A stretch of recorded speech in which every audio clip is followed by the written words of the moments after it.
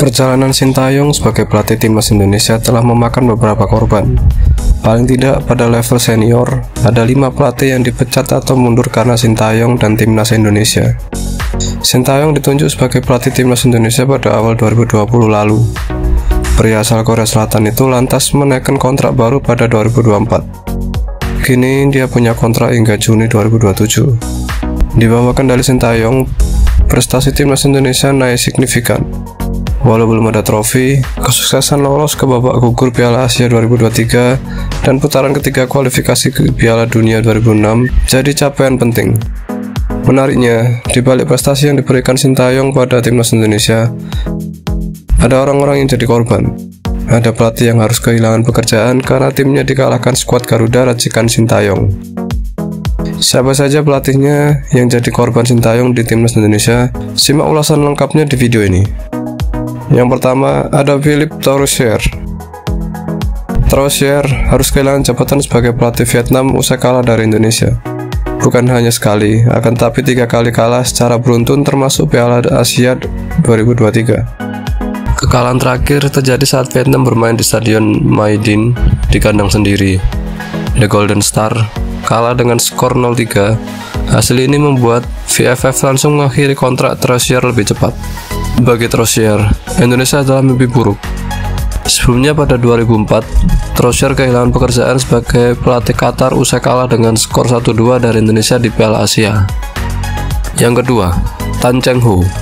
Sebelum Troussier, ada Tan Cheng Ho yang harus pernah tugas lebih cepat setelah hasil lawan Indonesia. Tan Cheng Ho mundur dari posisi pelatih Malaysia pada akhir 2021 setelah gagal di Piala AFF 2020. Langkah Malaysia di Piala AFF 2020 kandas pada fase grup. Harimau Malaya kalah dengan skor 1-4 dari Indonesia pada laga terakhir fase grup dan gagal lolos ke babak semifinal. Kekalahan 1-4 dari Indonesia sekaligus menjadi laga terakhir Tan Cheng Ho sebagai pelatih Malaysia. Setelah itu dia sempat pelatih Selangor FC dan Polistero FC. Yang ketiga, Tatsuma Yoshida. Langkah Tan Cheng Ho yang mundur usai Piala AFF 2020 diikuti Tatsuma Yoshida. Dia meletakkan jabatan sebagai pelatih timnas Singapura usai kalah dari Indonesia racikan Sintayong.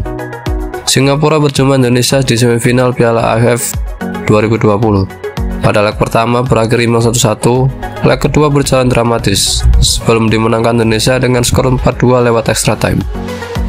Setelah kekalahan dari Indonesia, Tatsuma Yoshida mundur dari pelatih di Singapura.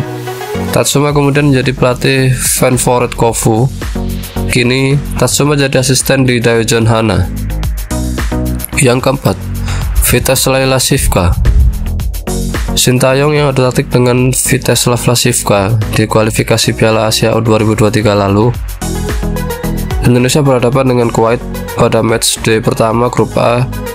Skuad Garuda menang dengan skor 2-1. Indonesia menang berkat gol Mark Klok dan Rahmat Iriano. Hasil ini membawa Indonesia lolos ke putaran final Piala Asia 2023 di Qatar. Kuwait gagal lolos ke putaran final Piala Asia 2027. Kuwait berada di peringkat ketiga klasemen di akhir grup A.